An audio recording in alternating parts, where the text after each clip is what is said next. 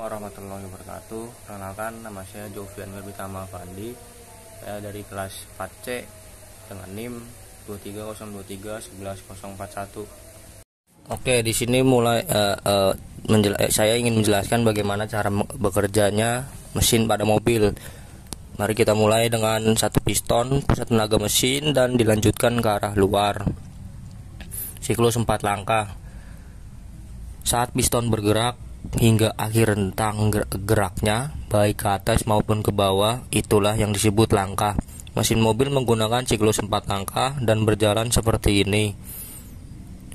Pertama, asupan piston turun menghisap campuran udara bahan bakar ke dalam silinder melalui port intake dengan kedua katup intake terbuka. Lalu yang kedua, kompresi. Dengan semua katup tertutup, piston kembali ke atas memampatkan campuran bahan bakar dan udara untuk pembakaran yang lebih kuat. Lalu yang ketiga, pukulan kuat.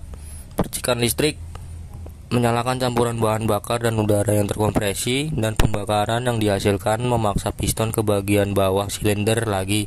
Batang penghubung mentransfer daya ini ke poros engkol. Lalu yang terakhir, knalpot. Piston bergerak naik kembali mendorong campuran bahan bakar keluar melalui katup buang yang terbuka dan saluran pembuangan menghubungkan beberapa piston. Untuk penyaluran daya yang halus, piston bergantian menembak. Urutan penyalaan untuk mesin ini adalah 1342. Poros knock dengan cam berbentuk khusus mendorong katup bermuatan pegas terbuka secara bergantian. Roda gigi, cam, dan sabuk waktu atau rantai menghubungkan semuanya ke poros engkol dan semuanya berputar bersama. Poros engkol menerjemahkan daya piston keluar dari mesin, memiliki pemberat untuk menyimbangkan piston agar putarannya halus sempurna.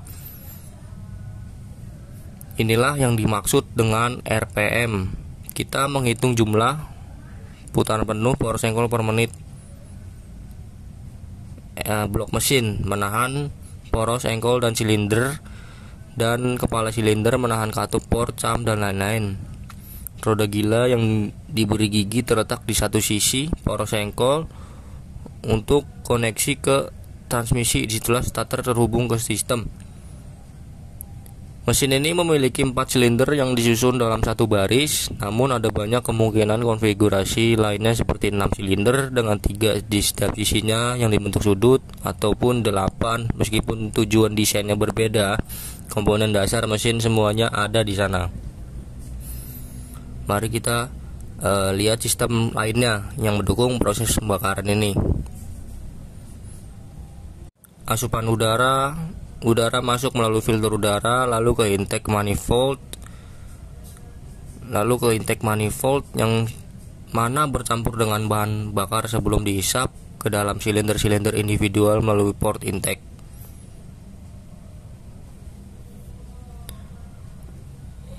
Bahan bakar pompa bahan bakar mengalirkan gas dari tangki melalui filter bahan bakar ke mesin. Tempat injektor bahan bakar menyemprotkan gas pada waktu yang tepat ke port pemasukan. Mesin pendingin menjadi sangat panas selama pengoperasian dan memerlukan sistem pendingin. Saluran pendingin di sistem silinder melalui kepala silinder berbentuk cairan, membawa cairan yang disebut anti beku karena tidak akan beku dalam cuaca dingin. Lalu setelah mendinginkan bagian mesin yang panas, cairan pendingin bersirkulasi melalui radiator. Radiator memiliki jaringan tabung dan sirip kecil.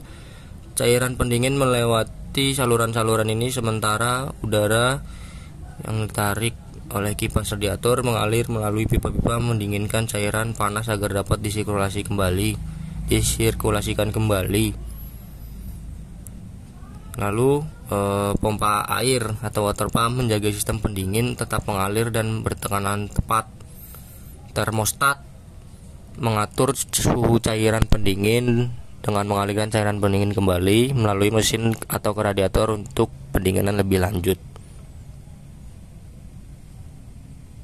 Lalu kita masuk ke elektrikal. Listrik busi menghasilkan percikan listrik yang menyalakan campuran bahan bakar udara untuk pembakaran. Inti logam diisolasi dari casing logam luar dengan porselen. Percikan api melompat di antara permukaan konduktif ini. Paket koil mengalirkan arus listrik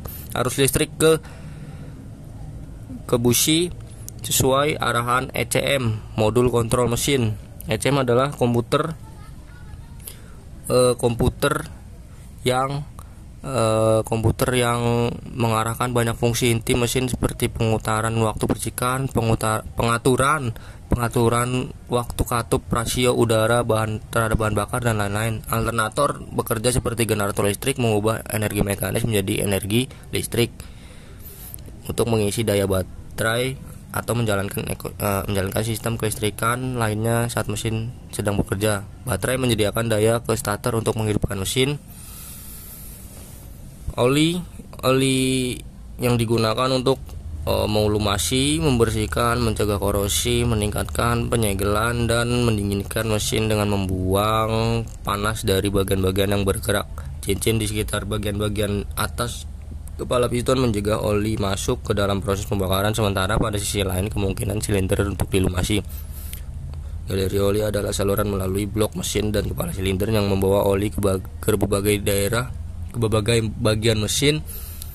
Oli mengalir melalui mesin dan kembali ke panci untuk resirkulasi. Pompa oli menjaga oli tetap bertekanan dan mengalir dengan benar. Oli tertahan dalam panci oli dan tidak bersirkulasi. Filter oli menjaga oli tetap bersih dan kontaminan.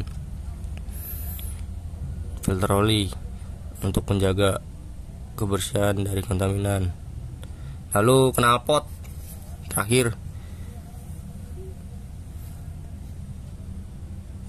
Manifold knalpot mengumpulkan gas dari beberapa silinder ke dalam satu pipa. Gas buang mengalir melalui konverter katalitik yang menangkap zat kimia beracun ke dalam gas buang mesin dan kemudian keluar melalui knalpot yang mengurangi kebisingan knalpot.